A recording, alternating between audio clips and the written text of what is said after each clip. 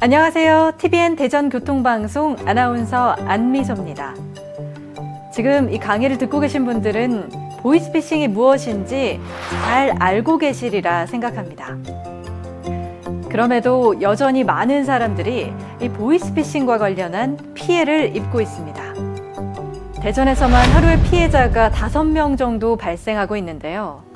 지난 2019년에는 1,434명이 255억 원의 피해를 입었습니다.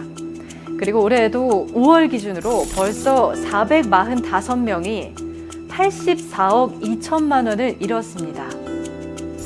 참고로 지난해 전국적인 피해 규모는 3만 7천여 명에 6,300억 원입니다.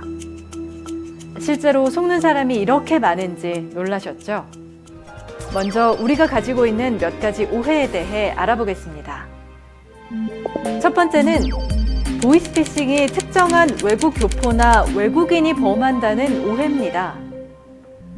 과거에는 말투가 어눌한 외국 교포가 범행을 주로 했지만 요즘은 한국어에 능통하고 사정을 잘 아는 한국인을 고용해서 외국에서 주로 범행을 하기 때문에 옛날 개그 프로그램에 나왔던 조선족 사투리를 쓴다는 선입견은 버리셔야 합니다. 두 번째는 나는 절대로 걸리지 않을 거라는 오해입니다. 보이스피싱 범죄자들은 학력과 연령별로 맞춤형 범죄를 저지르기 때문에 실제로 고학력, 전문직 종사자들도 피해를 당하고 있습니다.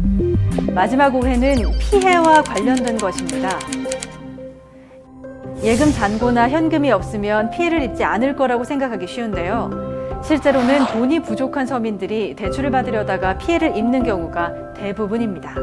재산 피해에 국한되지 않고 정신적 고통으로 이어져 스스로 목숨을 끊는 사례까지 발생하고 있습니다. 자, 이제 본격적으로 보이스피싱 범죄의 수법과 예방법에 대해서 알아보겠습니다.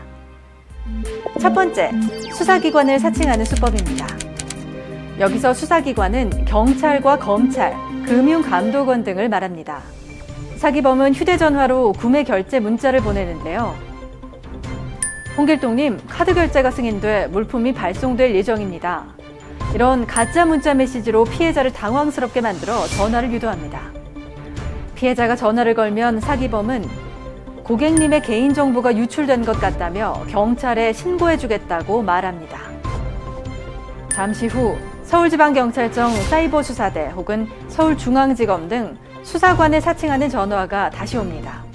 검거 현장에서 대량의 대포 통장과 복제된 신용카드 등을 압수하는 과정에서 본인 명의의 농협과 하나은행 통장이 발견이 되어서 저희가 확인을 하고자 연락을 드린 겁니다.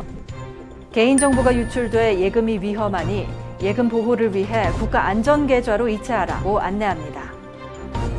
안에 잔액 같은 거 있으시면 다 깨주시면 제가 저희 보안팀에 연락을 해서요. 그쪽으로 직원분을 보내드리면 직원분 만나셔서 서류를 전달해주세요.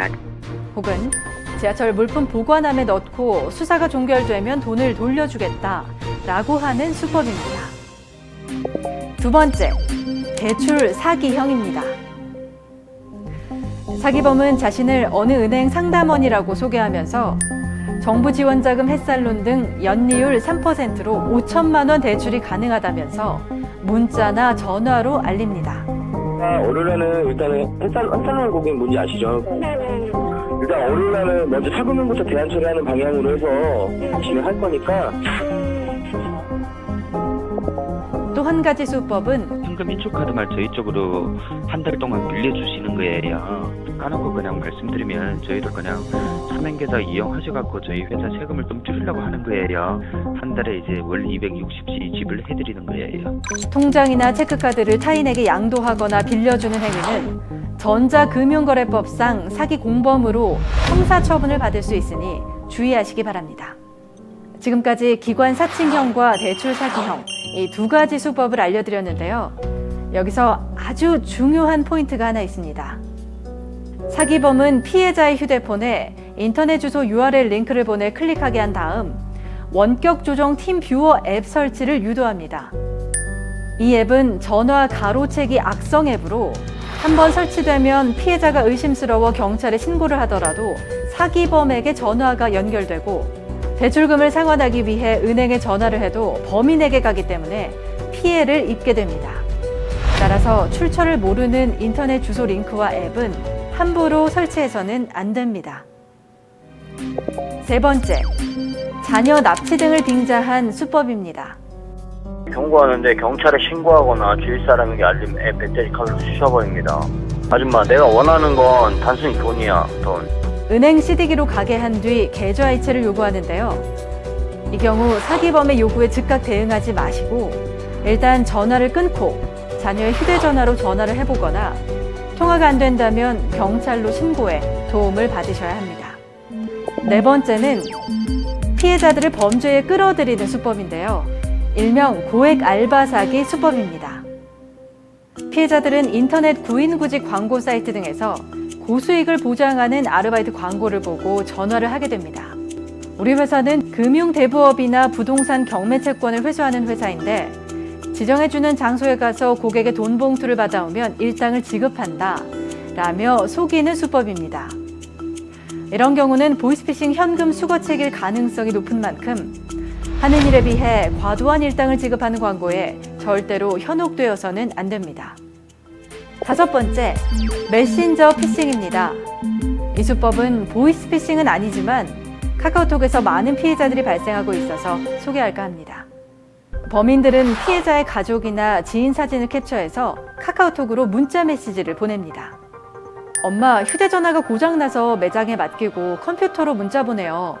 인증이 안 돼서 그런데 500만 원만 빌려주세요. 전화 수리하는 대로 바로 갚을게요. 이런 식입니다.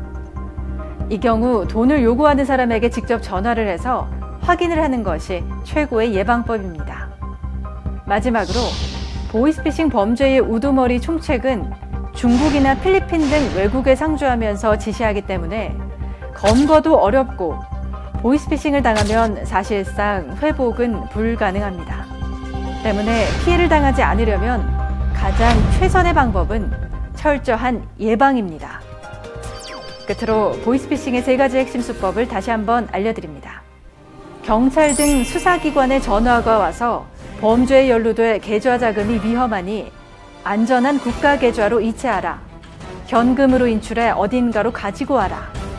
두 번째, 은행 상담원이라고 하면서 저금리로 대환 대출을 해주겠다. 신용등급을 높여주겠으니 기존 대출금을 갚아라.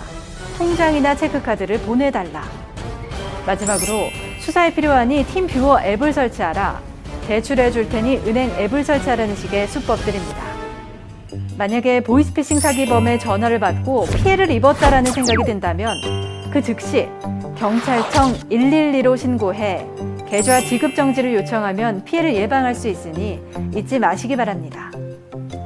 오늘 들으신 내용 꼭 기억하셔서 안타까운 피해를 입지 않도록 해주시고 나아가 소중한 내 가족과 지인들에게도 널리 알려주시길 바랍니다. 감사합니다.